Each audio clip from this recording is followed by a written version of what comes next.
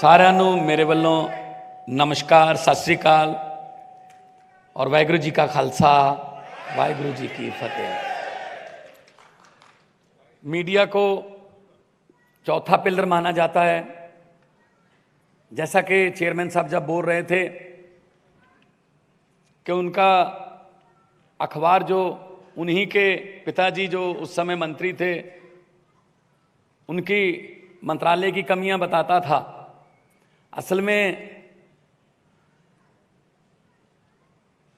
मैं ये समझता हूं कि जो अच्छा दोस्त वही है जो कमियां बताए।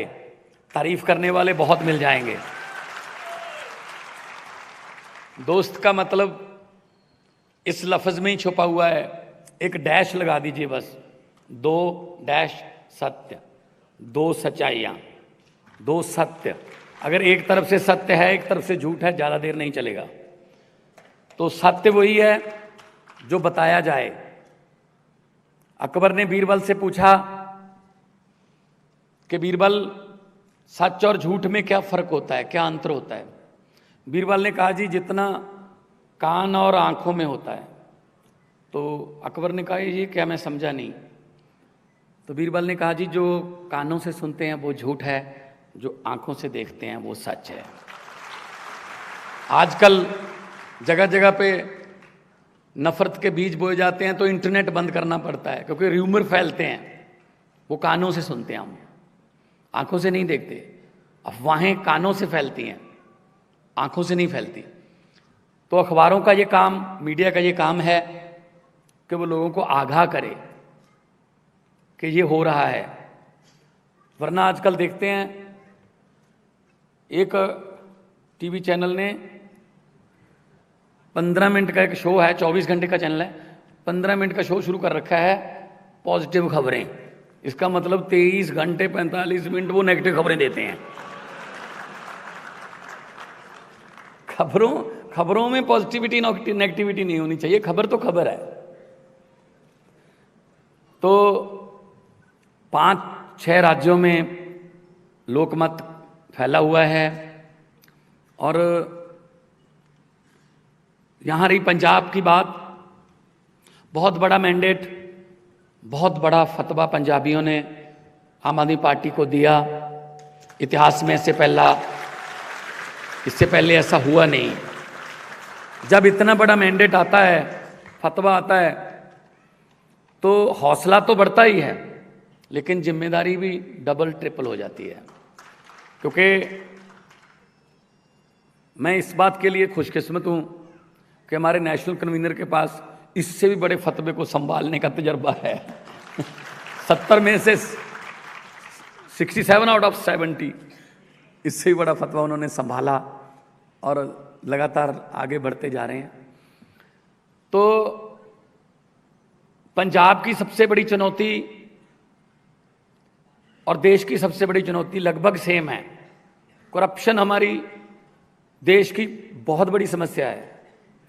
हमने आते ही एक एंटी करप्शन हेल्पलाइन जारी कर दी कि अगर सरकारी ऑफिस में या कहीं पे भी सरकारी अधिकारी आपसे पैसे मांगे कि ये फॉर्म तभी भरा जाएगा, पहले इतने पैसे दो, तो मना मत करना। अपनी जेब में से इधर की जेब में से पैसे निकाल के दे देना, इधर वाली जेब से मोबाइल निकाल के एक वीडियो बना लेना और हमें भेज देना। आप यकीन मानो अब सरकारी अधिकारियों ने अपने दफ्तरों के सामने लिखा हुआ है कि यहां पर रिश्वत देना पाप है। हमने पाप को पहचाना और पाप को पुण्य में बदल दिया। लोग कहते हैं जी ये तो बहुत बड़ा काम हो गया हमारा। तो मैं ये नहीं कहता 100% बंद हो गया, ताना बाना अभी 70 साल का उलझा हुआ है, कर लेंगे। हमने पंजाब के पैसे को लूटने वालों को पहचानना शुरू किया। हमारे यहां एक एक्ट बनाया था। एक्ट बनाने वालों ने अपने ही पक्ष में, एक बार आप एमएलए बन गए, अगली बार नहीं बने तो आपको 75,000 रुपये पेंशन मिलेगी। आप 2 बार बन गए, तीसरी बार नहीं बने तो 50,000 और ऐड हो जाएगी। आप 4 बार बन गए, 5वीं बार नहीं बने तो 50,000 आपकी पेंशन बढ़ती जाएगी। 7-7, 8-8 बार जीते हुए हैं। हैरानी की बात यह है विजय जी कि बहुत से एमएलए ऐसे हैं पंजाब में जिनको हारने में फायदा है, क्योंकि जीतते हैं तो सैलरी मिलती है, हारते हैं तो पेंशन मिलती है। सैलरी है 85,000 और हारते हैं तो पेंशन मिलती है 4.5 लाख। तो हमने बोल दिया कि जी सेवा, हाथ जोड़कर वोट मांगते हो कि हमें सेवा का मौका दीजिए। हम सेवा की इतनी पेंशन नहीं दे सकते, एक एमएलए एक पेंशन, चाहे 10 बार बनो चाहे 5 बार बनो। ये बहुत ही लोगों ने वेलकम किया इस फैसले का। खेती, क्योंकि पंजाब एग्रेरियन स्टेट है, धान उगाने की वजह से हमारे पानी का जो लेवल है धरती का बहुत डेंजरस लेवल पर नीचे चला गया है। मतलब मारूथल बनने की कगार पर खड़े हैं। हमको पानी बचाना है। हमारी स्टेट का नाम पानियों पर है, 5 आब, 5 पानी। लेकिन हमारा धरती का पानी खत्म हो रहा है, नदियों का पानी पोल्यूटेड हो गया। गुरु नानक साहब ने अपनी बानी में लिखा था, पवन गुरु पानी पिता माता धरत महत। पवन हवा, हवा को गुरु का दर्जा, पानी को पिता का दर्जा, धरती को माता का दर्जा। लेकिन बदकिस्मती से हम इन तीनों दर्जों को कायम नहीं रख पाए। हम मिलकर सारे 3 को पंजाबी जो हैं, पूरी दुनिया में जितने पंजाबी बसते हैं, हम मिलकर इन तीनों दर्जों को कायम करेंगे और पंजाब को दोबारा पंजाब बनाएंगे। ड्रग्स की बहुत बड़ी समस्या है। हमारे युवा जो हैं वो बहुत बड़ी संख्या में ड्रग्स में चले गए। असल में उनका कसूर नहीं मानता मैं, असल में बेरोजगारी है। अगर उनको काम मिले तो वो नहीं जाएंगे ड्रग्स की तरफ। पंजाबी दी कहावत है, बेला मन शैतानी दा घर। अगर वो फ्री रहता है तो कुछ ना कुछ उल्टा सीधा करेगा।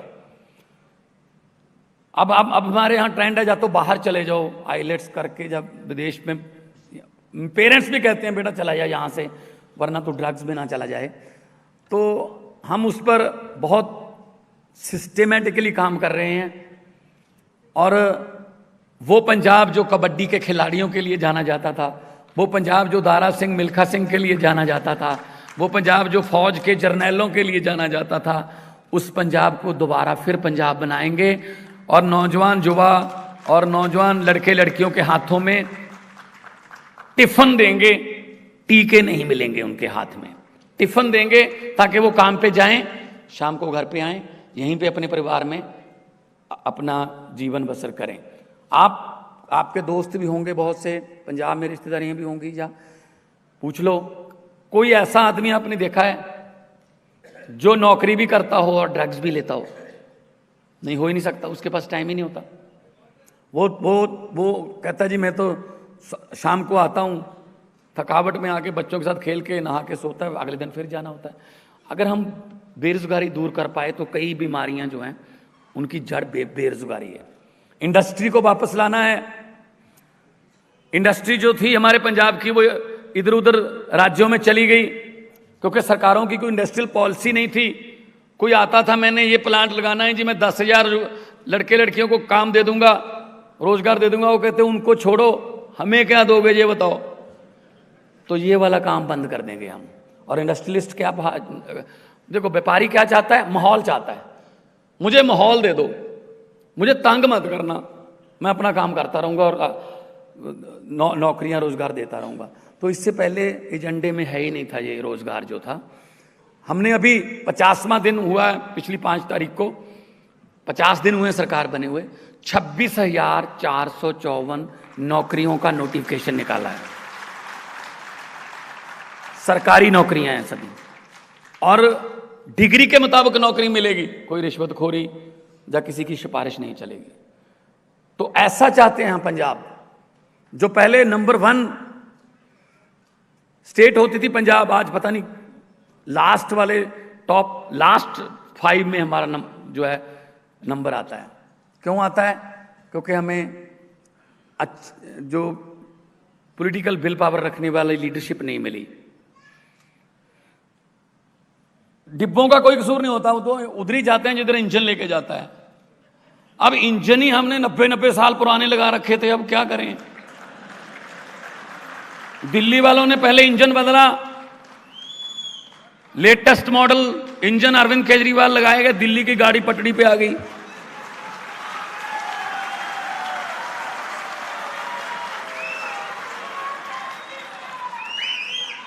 अब पंजाब वालों ने इंजन बदल लिया और डिब्बे भी हम तो 92 दिए हैं साथ में।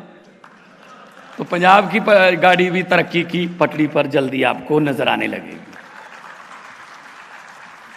प्रॉब्लम यह नहीं है कि हमें किसने लूटा। अंग्रेजों ने 200 साल लूटा, जम के लूटा, लेकिन आज अंग्रेज शर्मिंदा होंगे शायद कि हमने 200 साल में उतना काम नहीं किया जितना ये वाले 2 साल में कर देते हैं। अपनों ने लूटा। लोहे और सोने की दुकान आमने सामने थी बाजार में। एक दिन सोने ने लोहे से कहा कि भाई हथौड़ा तुझे भी पड़ता है, हथौड़ा मेरे भी पड़ता है, तू ज्यादा शोर नहीं करता, आधे बाजार में तेरी आवाज आती है। हथौड़ा, सोना बोला हथौड़ा मेरे भी पड़, तो हथौड़ा मेरे पे भी चलता है, कभी मेरी आवाज दुकान से बाहर सुनिए। तो लोहे ने कहा बिल्कुल सही बात है, हथौड़ा तेरे पे भी चलता है, हथौड़ा मेरे पे भी चलता है, तो तेरी आवाज कम आती है क्योंकि हथौड़ा तेरे लिए, लोहे का हथौड़ा तेरे लिए बेगाना है।